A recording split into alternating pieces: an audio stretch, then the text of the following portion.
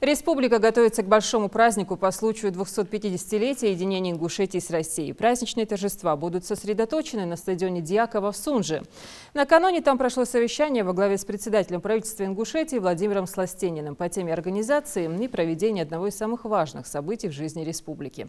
Строительство стадиона, размещение гостей из соседних республик, охрана общественного порядка и организация концертной части программы. Эти и другие вопросы были тщательно рассмотрены, а результаты доложены премьер-министру региона. Важным объявлением на встрече стало то, что праздничного концерта в Кремлевском зале по случаю памятной даты не состоится.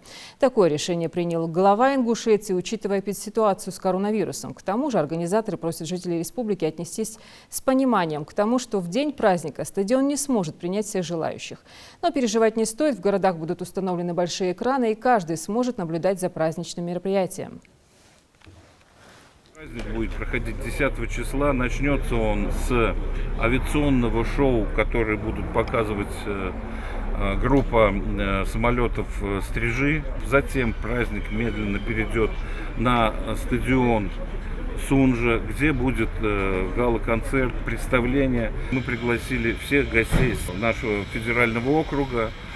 Поэтому стадион всех, конечно, не вместе. Мы извиняемся, что причиним некоторые неудобства жителям города Сунжи.